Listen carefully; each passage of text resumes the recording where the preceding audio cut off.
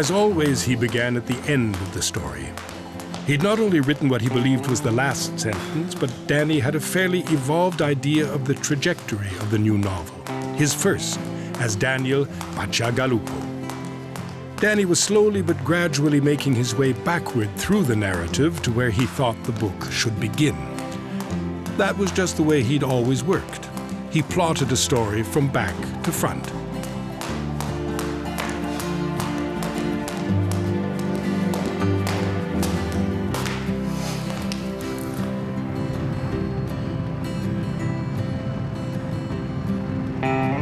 By the time Danny got to the first sentence, meaning to that actual moment when he wrote the first sentence down, often a couple of years or more had passed, but by then he knew the whole story. From that first sentence, the book flowed forward, or in Danny's case, back to where he'd begun. As always, too, the more deeply Danny immersed himself in a novel, the more what passed for his politics fell away. Wasn't he a novelist, in part, because he saw the world in a most subjective way?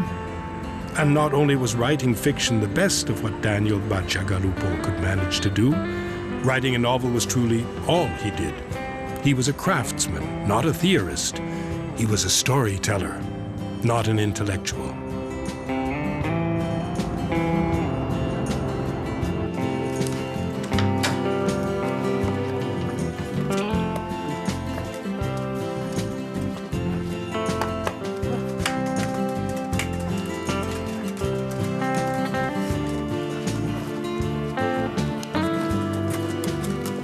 I suppose the end of The World According to Garp is a favorite of mine because it also repeats the title of the book, which happens in Twisted River, too. The title of the book is in the last sentence. It would be nice if you could always make that happen, but I find that these last sentences aren't things that I can force. I can't make that happen. And when I try to make it happen, it feels false to me. If it happens, wie sagt man, by accident, Unfall, if it's just an accident like that,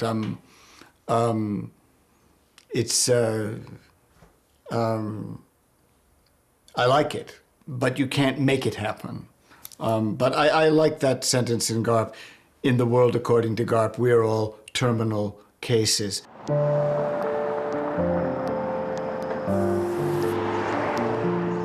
In the 1960s, Toronto was hardly a tattoo mecca of North America. Alice's apprenticeship to her dad in Persevere and her secondary education in Halifax with Charlie Snow and Sailor Jerry had overqualified her for Toronto's tattoo parlors. She was way better than Beachcomber Bill, and she was also better than the man they called the Chinaman. His real name was Paul Harper, and he didn't look Chinese, but he knew that Alice was the best tattoo artist in Toronto in 1965. He hired her without a moment's hesitation. The Chinaman's shop was on the northwest corner of Dundas and Jarvis. Near the old Warwick Hotel, there was a Victorian house with steps leading down to a basement door. The tattoo parlor was in the basement. I am the architect of the novel before I begin writing it. So the architecture of a novel matters a great deal to me, but that doesn't mean that I believe the world has a plan for us. There is a Strassenplans des Romans. There's a map of where I'm going. It's not like a drawing. It doesn't look like a map. It's just notes. In the last chapter, this happens, this happens, this happens. In the next to last chapter, this should happen. I work my way back, and this is the beginning. But they're just notes in notebooks like this. They're just, they're just notes to myself that they're not really very interesting. I write on one side of a notebook so that I can correct myself on the blank side when I want to. Sometimes not. Things as simple as remember that this character should meet that character before chapter 4, exclamation point. Right? Just little things like that, you know.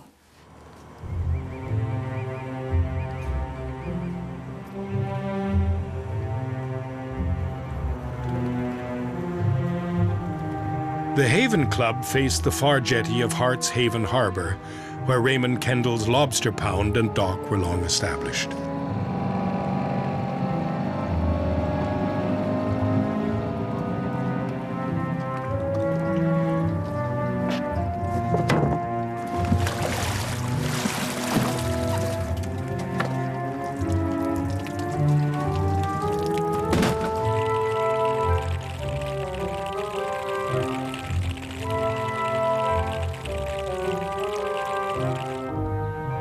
Kendall lived above the pound.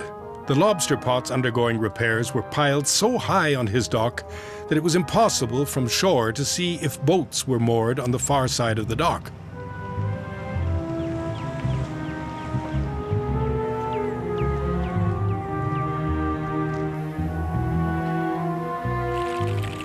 Contrary to Wally's promise to him regarding the humor of lobsters, Homer was unamused by his first look at the creatures.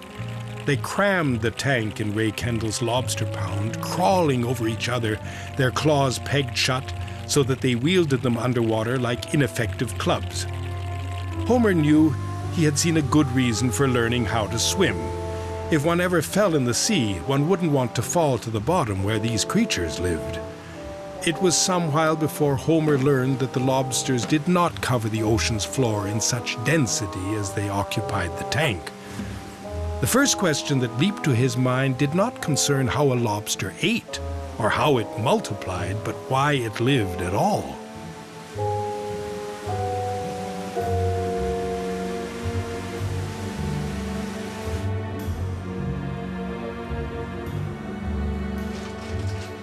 I use pages from old manuscripts, old drafts that I write on the backside of, right? When I'm writing first drafts, right? When I write an insert page, that is something for a new draft, I use a clean piece of paper so that my assistant knows whether she's seeing first draft or an insert, right?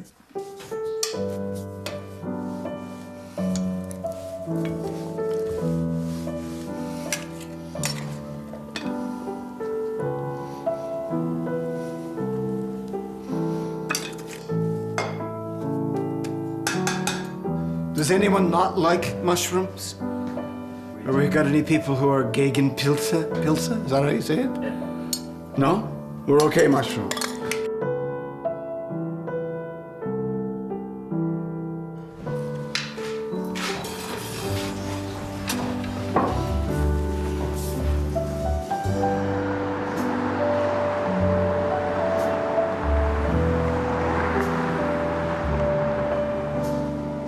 It was still cold at night in April, but Dominic had turned the 2 gas ovens on in the kitchen. The ovens were set at 350 and 425 degrees, and the cook had pre-mixed the dry ingredients for the scones, the corn muffins, and the banana bread before going to bed. His French toast from the banana bread was popular, and he would make pancakes from scratch in the morning. He came to Fastis. He had all kinds of questions. Not only did I helped John, but he spent enormous time in the kitchen, even just watching the service, the mise en place, the preparation, setup. I wanted to know the sense of how busy a kitchen is, and I hadn't worked in a kitchen since I was a university student. And I wanted to remind myself of how everybody has a job and you kind of move around the kitchen with your one hand in front of you so that somebody doesn't back up into you when you're carrying something. And just to be a part of the business of it,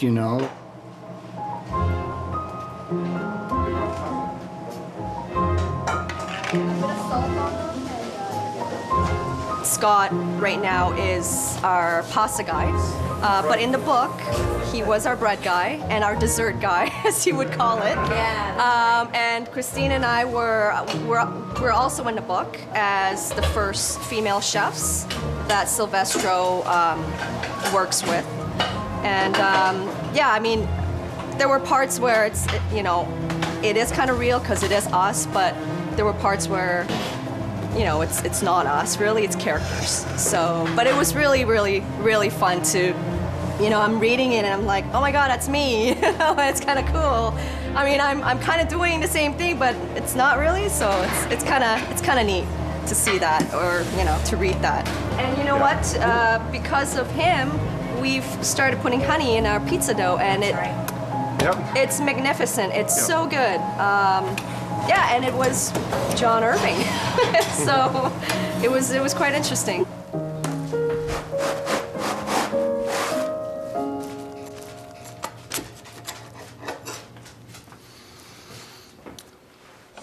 Wir sind bereit. Mahlzeit.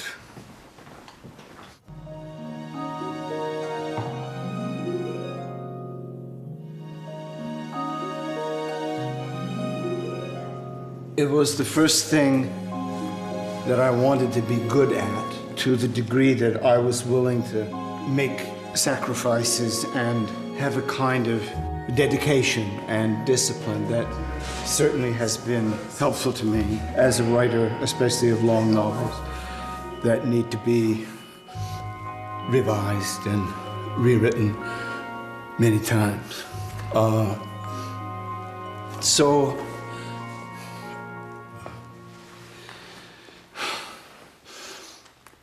the idea that repetition, doing some small thing over and over again, is not boring, but is essential at becoming good at anything, any craft, any sport. I learned first from wrestling before I saw myself seriously as wanting to be a writer. The idea that the process of writing is a lot like the practicing of a sport. No one sees you do it, no one is clapping. There's no win, there's no lose. It's just repetition. It's just a kind of drilling. And it's where you will spend most of your life. As an artist or as an athlete.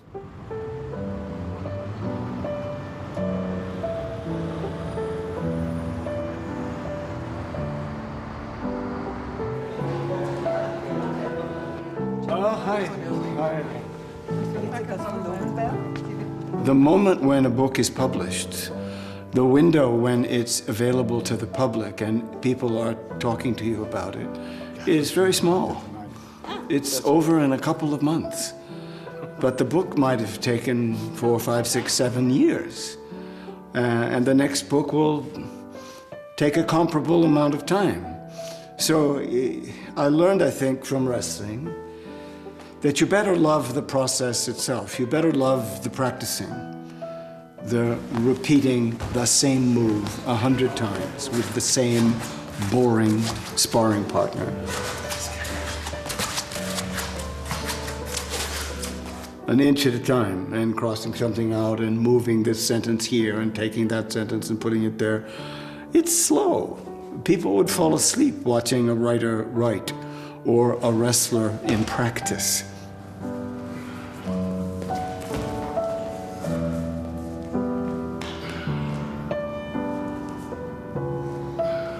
It was very important for me to learn those things, to begin something which I did at age 14 and took seriously as a competitor until I was 34. For 20 years, I wrestled competitively. I had opponents, The time spent in actual matches, when you were engaged in wrestling against an actual opponent, is nothing in comparison to the time you spend practicing with people who become overly familiar. Takedown wins it. Sudden death, guys. Takedown wins it. Get him down to the mat. Chase the ankle. Get the ankle. Just as you become, in the course of any book, so familiar with every sentence, every beginning, every ending, every middle, every chapter, every part, and the sentences that cause you to go back to them again and again and rewrite them again and again. They're always the same sentences. He is a bisexual boy who falls in love with an older woman, but the older woman is a transsexual. Well, it's definitely not 19th century or Greek tragedy. That's not the problem. The problem is he doesn't know she's a transsexual. But, you know, we've talked about this before. I like those situations where you, the reader, know more than the character, right? You're waiting for the character to find out something you already know. In one person. From Shakespeare's Richard II, Act 5, Scene 5, when the old king says, "Thus play I in one person many people, and none contented." It's a novel in part about a child who grows up in a theater. And may we hear the last sentence or not? Yes. Well, because, you know, then we know the last sentence, but we still don't have the book, and I'm sure by the time it comes out in German translation, it won't give that much away. That I write this down everywhere because I'm trying to memorize it. I haven't memorized it yet. But I read you the last 2 paragraphs, okay?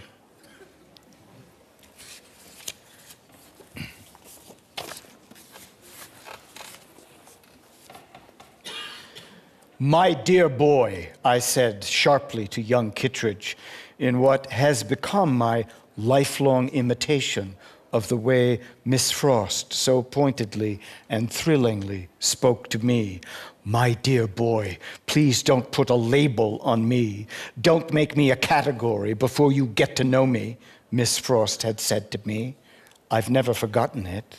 Is it any wonder that this was what I said to young Kittredge, the cocksure son of my old nemesis and forbidden love? Thank you so much.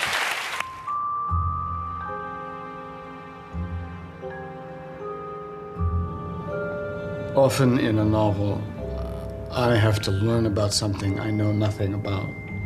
Organ music, being an obstetrician, gynecologist, being an orthopedic surgeon, being a homicide detective. I've had major, minor characters who do those things. It's a lot of work to teach yourself what it's like to be in the shoes of someone you know nothing about, in a profession you know nothing about.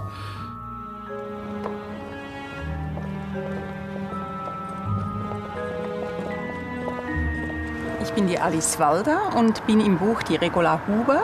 Ich bin die Internistin und es gibt sehr viele Notfälle, internistische, und deshalb geht der Piepser relativ häufig. Eben, man muss hinrennen, Notfälle, und das hat er ziemlich ganz genau aufgezeichnet. Ich heiße Christine Poppe, ich bin Chefärztin für den psychotherapeutischen Bereich hier. In dem Buch bin ich Frau Professor Elisabeth Grauer-Poppe, also ziemlich ähnlich noch zu meinem originellen Namen. Also mein Name ist Stefanie Krebs, ich bin Oberärztin auf einer Akutstation und bin im Roman Frau Dr. Ruth von Rohr. Er hat mehr zugehört, er hat gehört, wie gehen wir als Ärzte vor, wie läuft die Diagnostik ab. Wie schließen wir Erkrankungen aus? Also was kommt dann zuletzt in Frage? Wie sind die Schritte? Eigentlich analytisch denkend. Er hat das irgendwie wie aufgesogen, kann man fast sagen. Was wir natürlich nicht so gemerkt haben, ist, dass er uns in unseren ganzen charakterlichen Deformitäten da gut aufgenommen hat und uns sehr beobachtet hat, dass er ohne unser Wissen noch ganz viel mitgenommen hat dann. Wir kannten eigentlich nur den Chefarzt und er hat dann quasi gecastet für uns, indem er seine Abteilungsleiter mitgebracht hat, die mit dem Thema direkt was zu tun hatten. Wir wussten auch nicht, wie ideal die sich eigneten als Personen. Ich glaube, da improvisiert Irving dann auch und denkt, wow, das ist ja ideal. Diese Person eignet sich ja wunderbar. Je mehr Persönlichkeit, desto besser. They walked uphill on the tiny streets to St. Peter. One day he would know the names of these streets by heart, Jack was thinking. Schlüsselgasse, opposite the Veltliner Keller, and Wegengasse. He would hear them in his head, like music. It was quite a wonderful feeling to know that Zurich was where Jack belonged, at least until William Burns was sleeping in the Needles.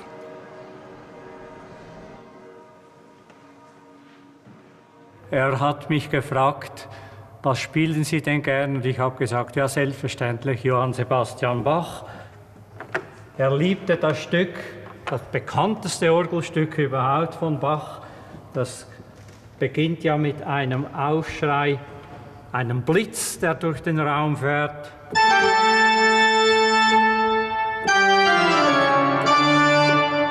Und dann kommt er nochmal eine Oktave tiefer.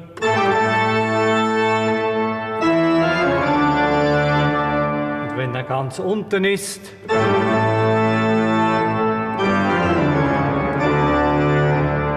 der Donner.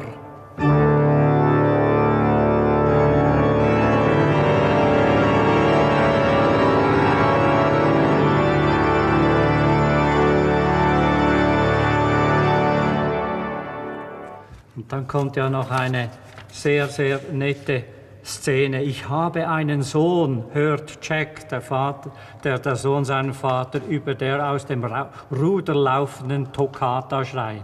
Ich habe eine Tochter und einen Sohn, brüllt er. Dann versagten seine Finger vollends den Dienst und seine Fäuste krachten auf das Manual herab. Also wenn ich Katzenmusik mache, Entschuldigung, jetzt steht's. Das war sein letzter Akkord und ich war so fasziniert, als ich das Buch las, bis ich dich finde. Alles, was orgeltechnisch richtig war da, also es war fundiert. Also ich bin einfach sehr, sehr überrascht, dass ein Mann mit so viel Wissen auch noch in dieser Orgelwelt, es ist wirklich eine Welt für sich, dass er das auch noch weiß. Aber vielleicht hat er Freunde oder hat selbst einmal Orgel gespielt. Er hat mir das alles nicht erzählt.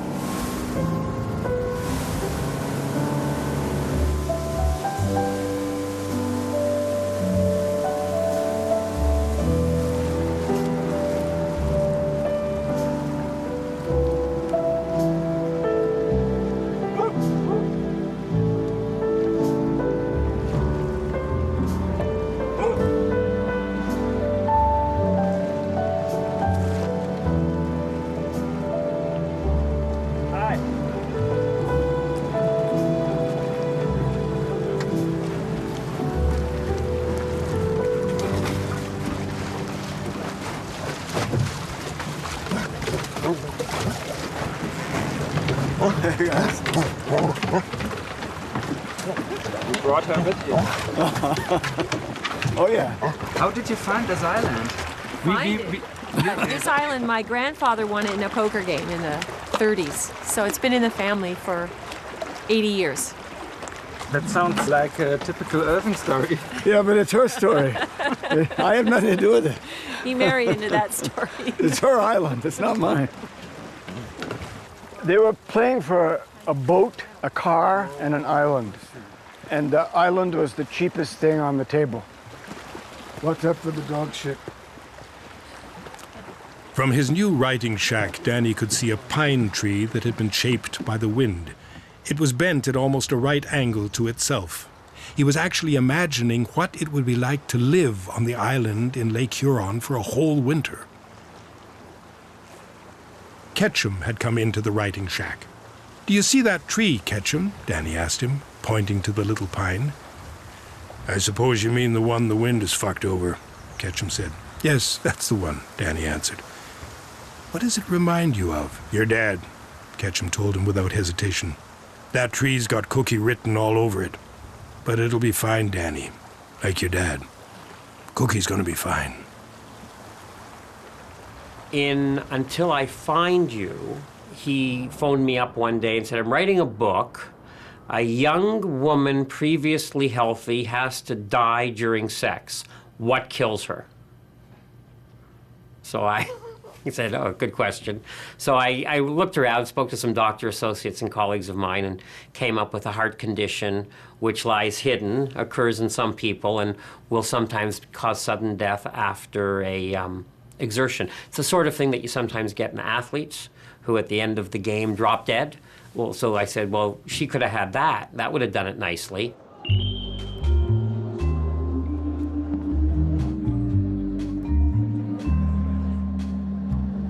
In those days, one saw only men visiting the prostitutes. Jack observed that the men looked most unhappy to be seen doing so. And when the men left, they were always in a hurry, which stood in sharp contrast to how slowly they had walked in the district before they finally made up their minds about which woman to visit.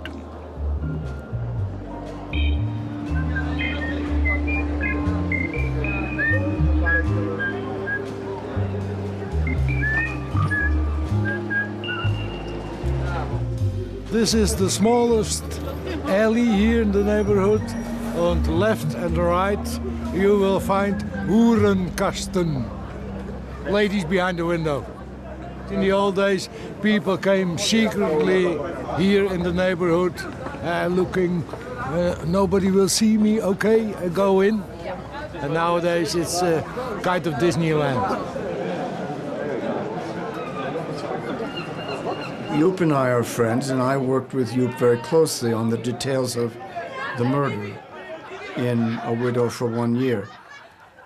I had this idea that a witness, Ruth, sees the murder of a prostitute and gives the police enough information so that the police can easily catch the murderer, but the police can't discover who the witness is, right?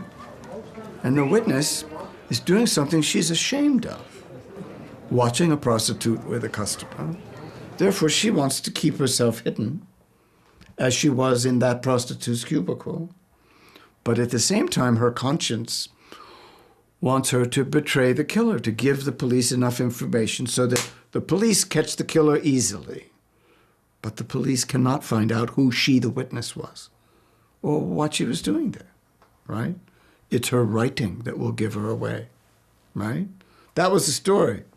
So I went to the police in the red light district, that was Joop, and I said, okay, here's the crime. Here's the witness. What information does she have to provide you with so that you find the killer easy? I showed John Irving the whole neighborhood here, and in the years he got there were clusters of ladies from Brazil, from Ghana, the Thai ladies. I showed them all. There we have the Wallenwinkel, the Prostitution Information Center. Well, first of all, I never know where the novel's going, so it's kind of a mystery for me, and it's fun because he's researching something, but I have no clue why. He doesn't tell you before? No. Ah. No, I don't know. And as he might say, okay, we're going to Amsterdam and we're going to the red light district, and all I can say is, oh, why? And he doesn't enlighten me, and so I go, and he takes notes, and occasionally if he has a few beers, I can say, so tell me about something about this, and he'll give me a little idea about, well, I wanted to see this prostitute because there's a character, and gives me a little more insight to it. But until he starts to read it to me out loud, which he does during the process, I really don't know why we're going the places that we're going.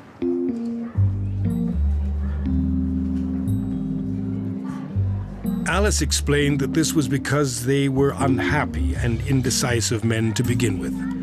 A prostitute, Jack's mom told him, was a woman who gave advice to men who had difficulty understanding women in general, or one woman, such as a wife, in particular.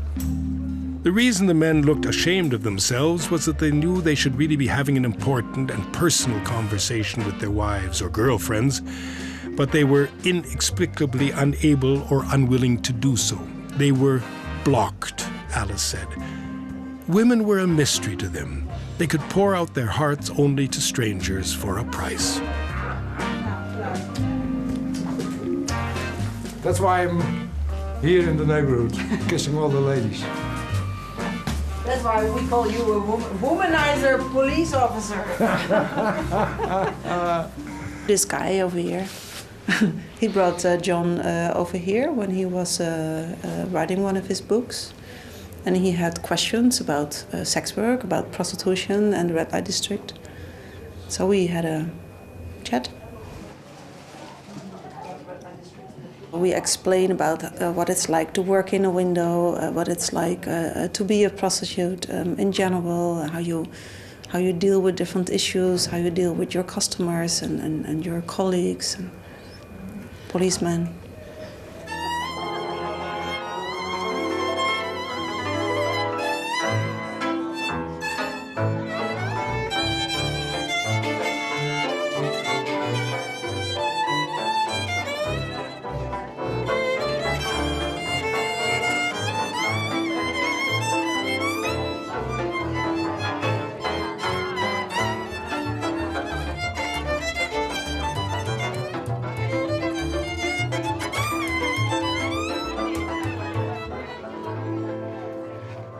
Farok had arrived in Austria in July of 1947.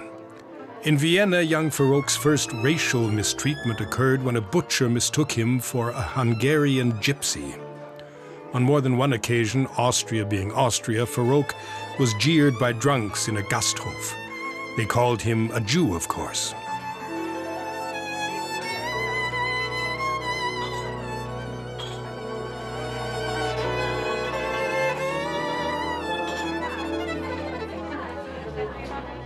I did not hate Vienna when I was there as a student. I was aware of a kind of small-town xenophobia. The famous Gemütlichkeit was a little superficial. I never heard a Viennese say the Ausländer word in a friendly way. I had that experience too many times. Ausländer was always a bad word. Strange for a city that has had, over time, so much traffic from other countries and cultures, should somehow be pushing back against that. My roommate in the year I was a student in Vienna was also Jewish, and his sensitivity to the anti-Semitism was understandably provoked or keen. We were in the Judenplatz, the old Jewish quarter of the city. It had been a kind of ghetto as long ago as the 13th century. The first expulsion of the Jews there had been in 1421. What was hard about being there with Freud was that this tour was not so visibly historical. Freud would call out to apartments that were no longer apartments. He would identify whole buildings that were no longer there. And the people he used to know there, they weren't there either. It was a tour of things we couldn't see, but Freud saw them still. He saw 1939 and before, when he'd last been in the Judenplatz with a working pair of eyes.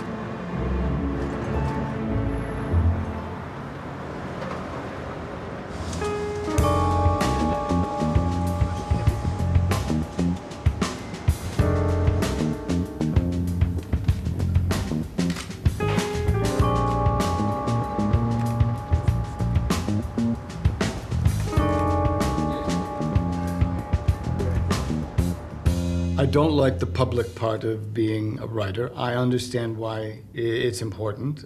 I know why it helps my publishers that I do this, but I like the writing part of being a writer. I don't get tired of that. I just like doing it. Good evening, Mr. Irving. Good evening. The intention of a novel by Charles Dickens was not to make you think, but to make you feel. Certainly, that was what mattered most to Shakespeare. You move the audience. You give them a comedy, you give them a tragedy. If they end up at the end of the day a little smarter than they were when they began, well, fine. But the principal objective is to emotionally and psychologically affect the audience.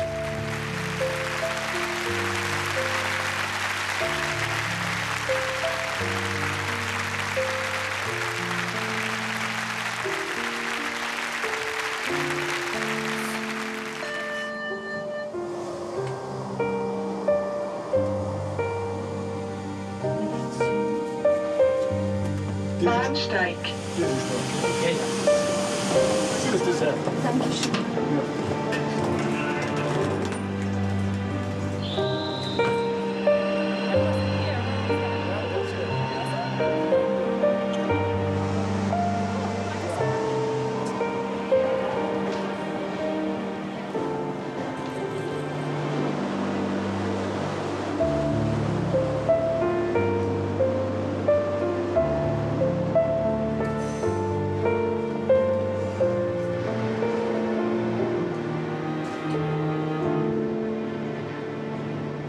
I'm lucky to have the time to be a writer full-time. And so it's never something I have to force myself to do.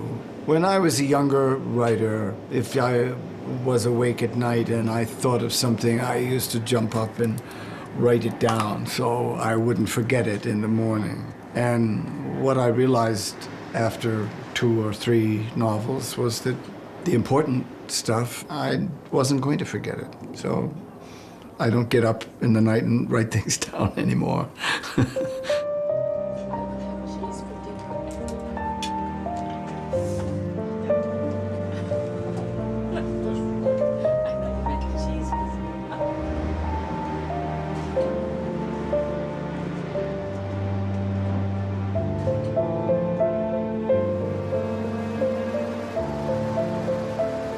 The vast expanse of logs had been no life raft for Angel, who'd surely drowned or been crushed to death in the basin above the river bend, although the lumberjacks, Ketchum among them, would follow the log drive at least to where Twisted River poured into the Pontook Reservoir at Dead Woman Dam. In Berlin, the Androscoggin dropped 200 feet in 3 miles. 2 paper mills appeared to divide the river at the sorting gaps in Berlin. It was not inconceivable to imagine that young Angel Pope from Toronto was on his way there.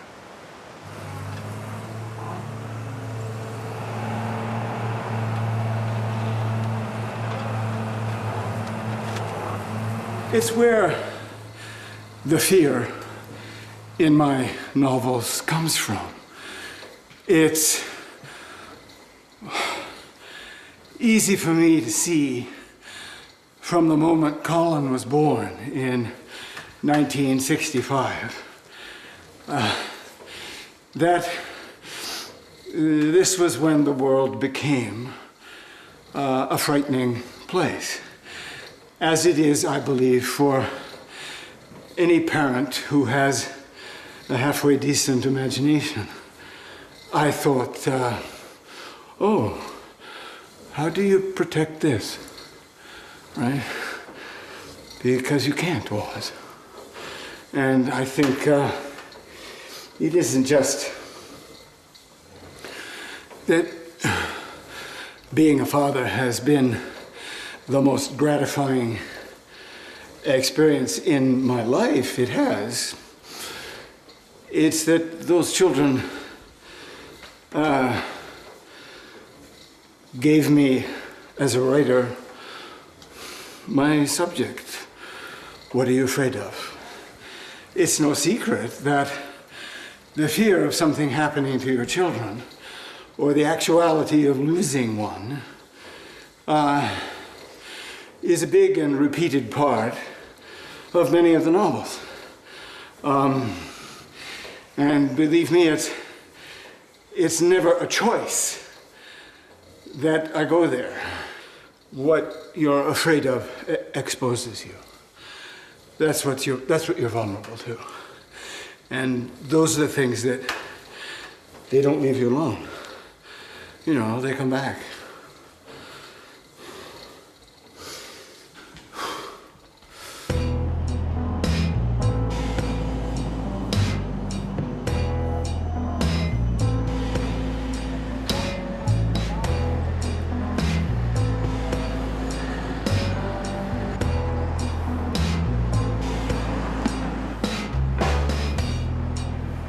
One of the details that came up about police work was fingerprinting.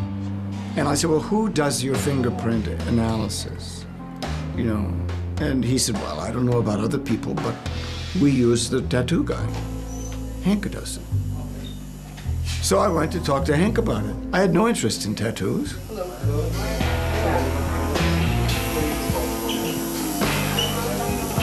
So, ja, alsjeblieft, we zijn er klaar voor.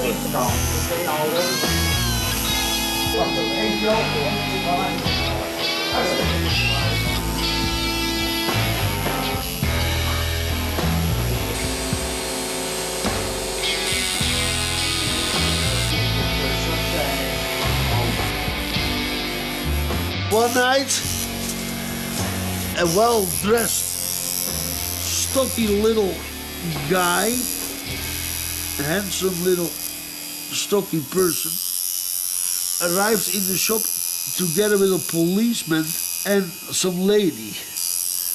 And the policeman introduced him as John Irving. And all that I remembered was Garp. I call him, hey, Mr. Garp. So he just wanted to have a look around.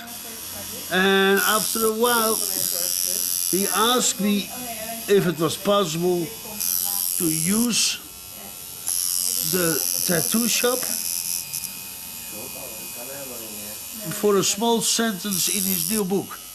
And the book was The Widow for a Year.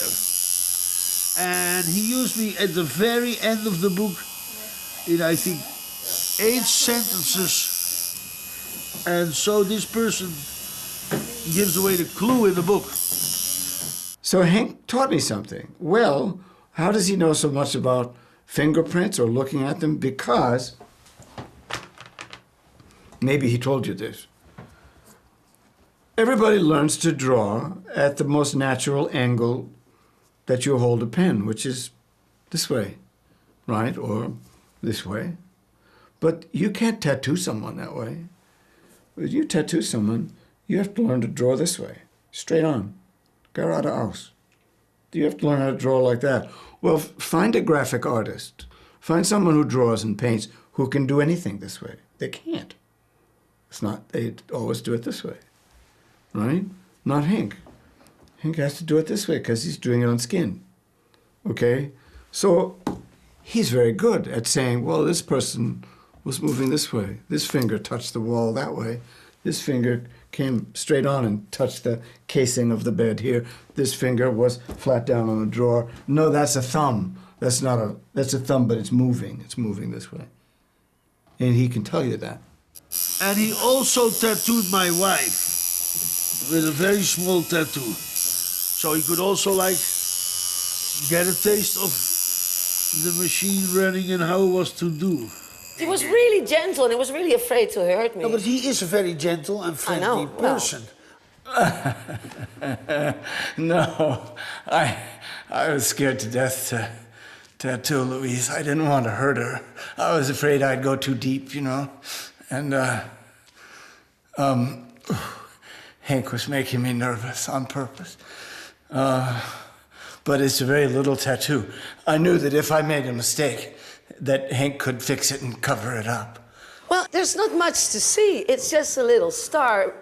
I was like, okay, you just take it. Okay, John, there's a spot here. I have more dots and stars. Don't be afraid. You cannot mess up anything. So he took the machine and was like, oh, this is weird. Was it niet een zwart No, here, this one. I know. This one. This particular one. So the other ones were done by others. Sometimes when William sees himself in a mirror, he just looks away. Or he hides his face in his hands, Dr. Berger said, sticking to the facts. Other times, Dr. von Rohr chimed in, it's a matter of which tattoo should have been closest to his heart. But you can only have a limited number of things that are truly close to your heart, Dr. Grauer-Popper interjected. Letztendlich hat die Geschichte was mit ihm selbst auch zu tun gehabt, aber wie sehr sie was mit ihm zu tun hat, haben wir eigentlich eher retrospektiv erfahren. Weil es gab damals einen ersten Romanentwurf und dann ist lange, lange nichts passiert, bis es zur Publikation gekommen ist. Und wir haben dann später auch von ihm erfahren, dass er noch bei der Erstellung des Romans auch in Kontakt gekommen ist mit seinem realen Vater, den er eigentlich nie gekannt hat. Eigentlich genauso wie der Romanprotagonist auch. Der kannte ja seinen Vater ebenfalls nicht. Und das ist auf einen Zufall auch passiert. I was told as a child that my mother and father were married and divorced before I was born. No one would tell me anything about him, except that the marriage didn't work out, and the impression I had was that he wanted nothing to do with me. I knew he'd been a flyer in the war.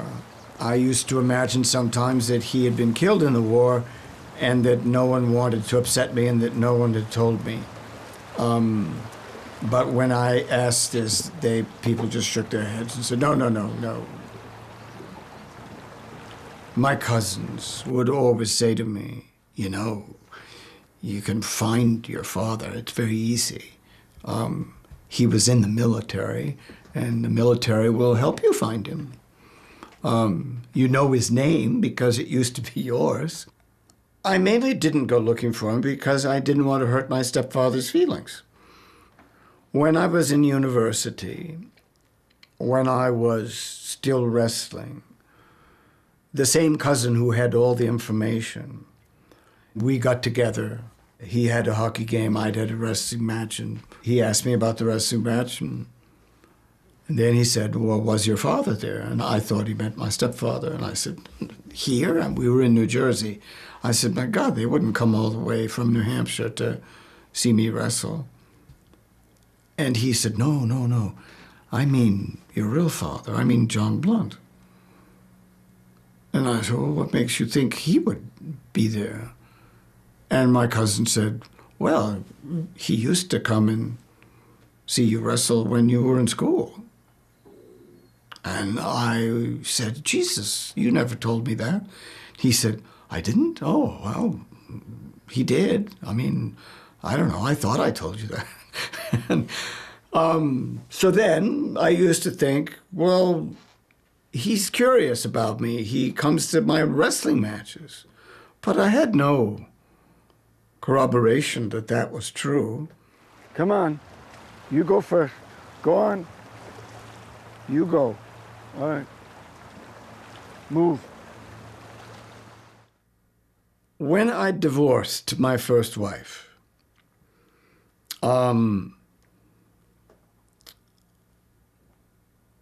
my mother was very unhappy with me.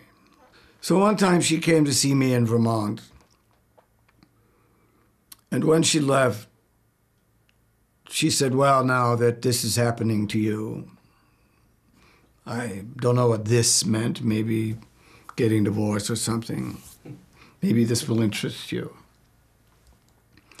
And there were a bunch of letters, and they'd all been written from my father to my mother during the war. A lot of letters.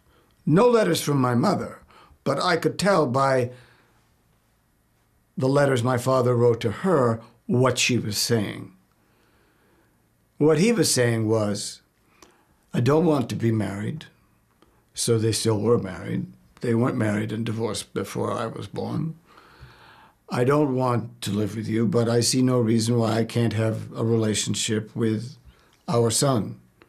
And he pleaded and pleaded and pleaded, and she obviously said, no, you can't.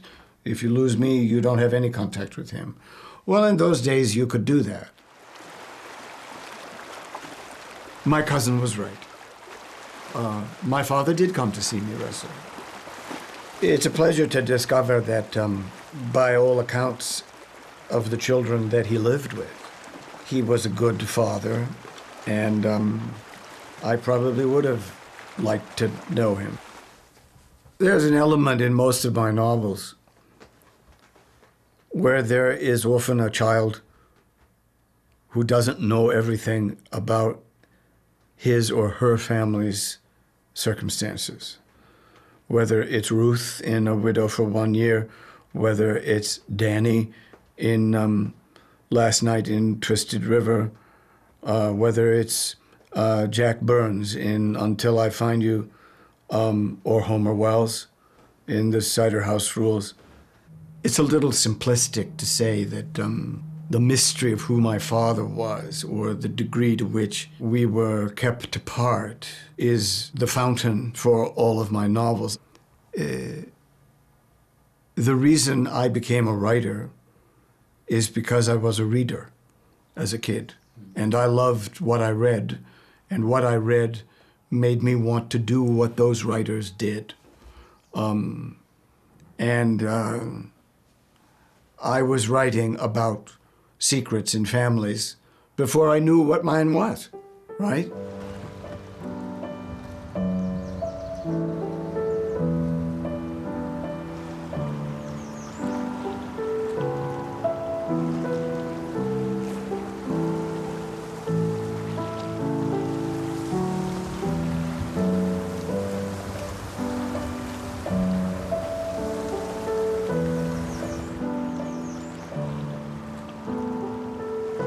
Just then, without even trying to think of it, in fact, at that moment Daniel Bacigalupo had reached out to rub Hero behind the dog's good ear, the first sentence came to him.